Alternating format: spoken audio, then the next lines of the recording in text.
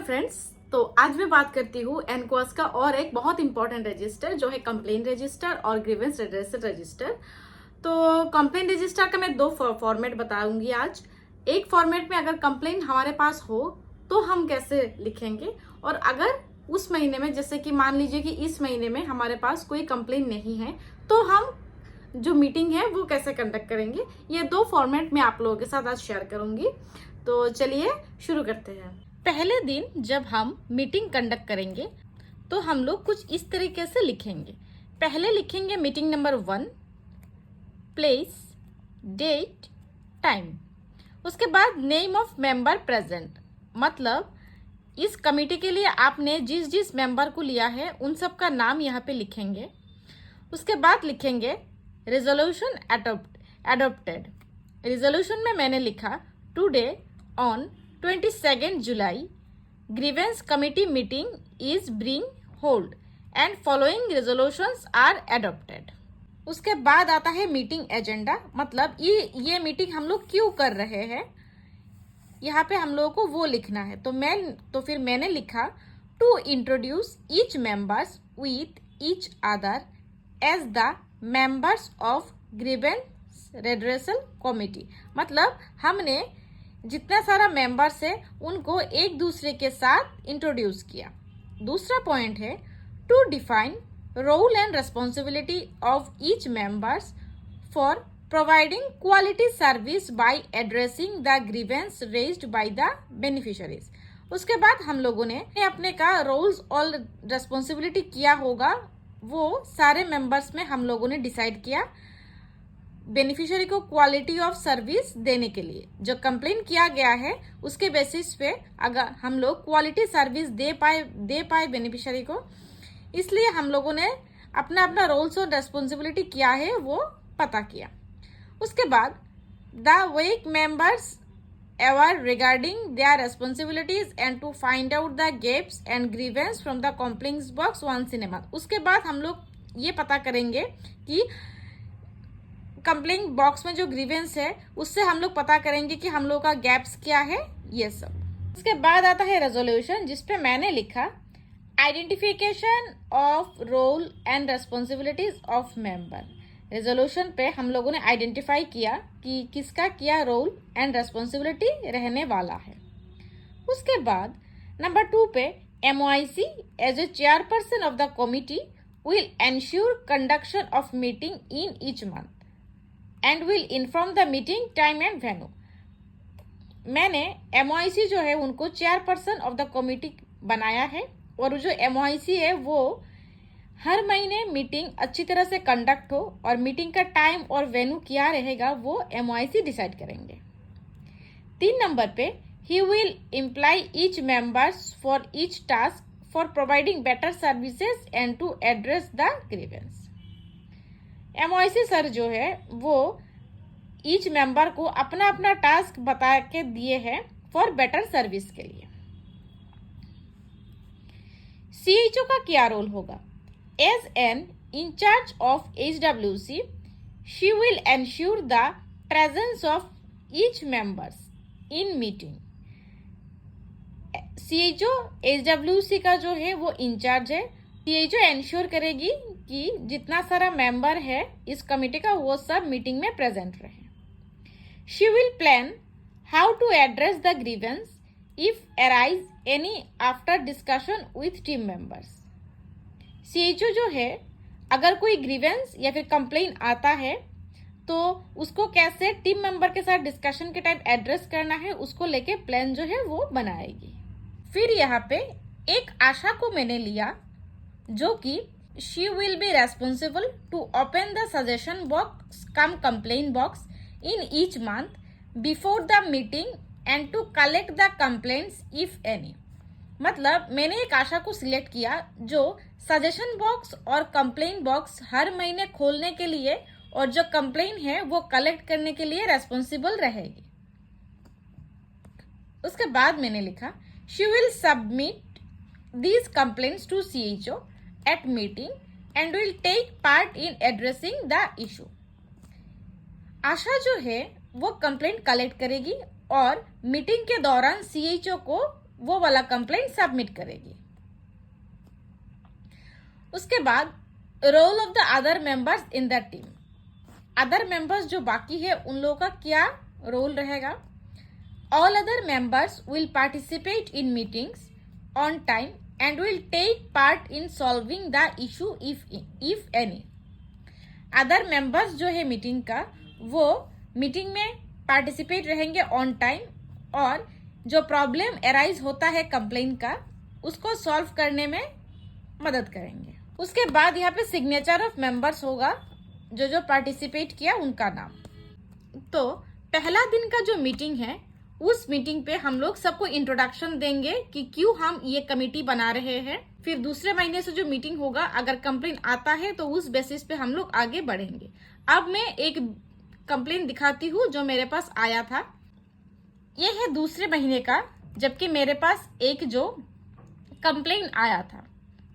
तो मेरे पास जो कंप्लेन आया था वो ये था कि मेरा जो वेटिंग एरिया है उस पर फैन नहीं था और जो बेनिफिशियरीज है वो लोग आके गर्मी में सफ़र करते थे, इसलिए मैं इसको लेके मेरे पास एक कंप्लेन आया था। तो दूसरा दिन का मीटिंग जो है उसको मैंने शुरू किया मीटिंग नंबर डेट देके। उसके बाद नेम ऑफ मेंबर्स, जो भी मेंबर्स था सबका नाम मैंने लिखा। उसके बाद मैंने लिखा ऑन डेट दिया, फिर लिखा grievance redressal committee meeting is being conducted with the presence of all team members. मतलब गिवन रेड्रेसल कमिटी जो है वो कंडक्ट हुआ है सारे टीम मेंबर्स के प्रेजेंस में। उसके बाद आता है मीटिंग एजेंडा। इस मीटिंग का एजेंडा क्या है वो मैंने लिखा, to find out grievance and address the issue with the help of all team members. मतलब अगर कोई कंप्लेन आता है तो उस क्यों कंप्लेन आया है उसको फाइंड आउट करना और इस इशू को सॉल्व करना सारे टीम मेंबर्स के मदद से। दूसरा point, to provide quality services to the beneficiaries. Beneficiaries को क्वालिटी सर्विस प्रोवाइड करना ही इस मीटिंग का एजेंडा है। उसके बाद रेजोल्यूशन एडॉप्टेड। द ग्रीवेंसेज, मतलब जो कंप्लेन था वो ये था, no any fan at the waiting area of patient, therefore they suffer due to extreme heat weather. मतलब ये था मेरा इस महीने का कंप्लेन। उसके बाद हम लोग निकालेंगे कि इसका कॉज क्या है। तो आइडेंटिफिकेशन ऑफ कॉज पे मैंने वाई मेथड यूज किया, जिसपे मैंने लिखा height of ceiling is less, thus for fan not been install at this place. मतलब पहला पॉइंट पे मुझे निकला कि वेटिंग एरिया का जो सीलिंग है वो बहुत छोटा है, तो इसमें जो है फैन इंस्टॉल नहीं किया जा सकता। दूसरा जो वाई पॉइंट है उसमें मैंने लिखा, although we requested the contractor to edit the fan but he refused to do because of safety of the government building, thus have not been installed there। दूसरा पॉइंट पे मैंने ये लिखा कि कॉन्ट्रैक्टर जो है, जो मेरा HWC है, उसको रिनोवेट किया था, उसको हमने रिक्वेस्ट किया था फैन ऐड करने के लिए, लेकिन उन्होंने रिफ्यूज किया क्योंकि इससे गवर्नमेंट बिल्डिंग जो है उसको दिक्कत हो सकता है, तो इसलिए हम लोग फैन इंस्टॉल नहीं कर पाए। तीसरा पॉइंट जो है, there is an one electrical board install there and it is not properly working. 3 number point पे मैंने लिखा कि मेरे यहाँ पे एक इलेक्ट्रिकल बोर्ड है लेकिन वो प्रॉपरली वर्किंग नहीं है। 4 नंबर पॉइंट पे मैंने लिखा, no any staff is designated for involving into this activity, therefore no one bother to think about the issue. मतलब इस काम के लिए, मतलब वेटिंग एरिया पे जो लोगों को दिक्कत हो रहा है या फिर इसको देखभाल करने के लिए कोई डेजिग्नेटेड पर्सन मेरे यहाँ पे नहीं है, इसलिए ये वाला जो इशू है वो अराइज हुआ है। उसके बाद मैंने यहाँ पे बनाया है एक्शन प्लान, क्योंकि हम लोगों के पास पता चल गया था कि किस वजह से ये प्रॉब्लम आया है। तो यहाँ पे मैंने लिखा time bound action plan for committee.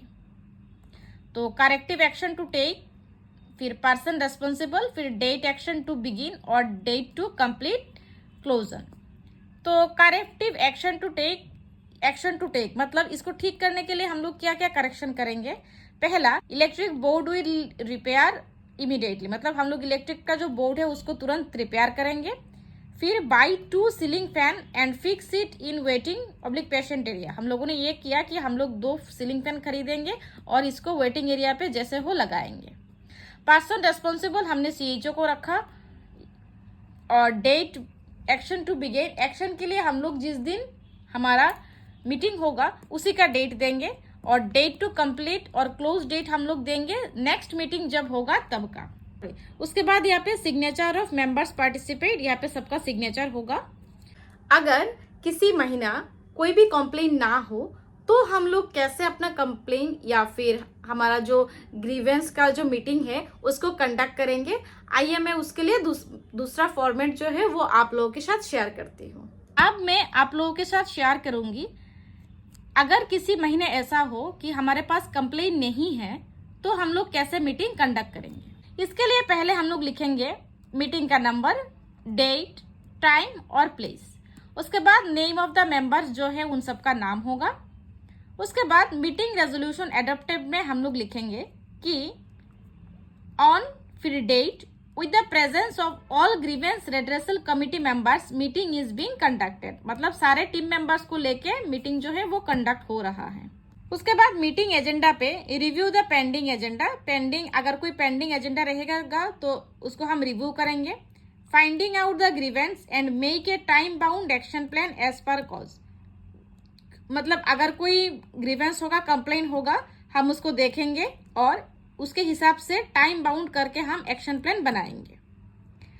Identifying the roles and responsibility of all the members, identify करेंगे कि किसका रोल्स एंड रेस्पॉन्सिबिलिटी क्या है, ये है इस मीटिंग का एजेंडा। रिजोल्यूशन, तो रिजोल्यूशन में the issue that raised on previous meeting has been solved and finally closed on, अगर पिछले महीने का कोई प्रॉब्लम रहता है तो उस प्रीवियस इशू को हम रेज करेंगे मीटिंग में, और कब सॉल्व हुआ उसका डेट हम लोग यहाँ पे लिखेंगे। As no any complain is there in that box all members में think no any severe problem is there, मतलब अगर कंप्लेन बॉक्स में कोई भी कंप्लेन नहीं है तो टीम मेंबर जो है वो सोच सकते हैं कि कोई बड़ा प्रॉब्लम नहीं है, फिलहाल HWC को लेके किसी का कोई कंप्लेन नहीं है।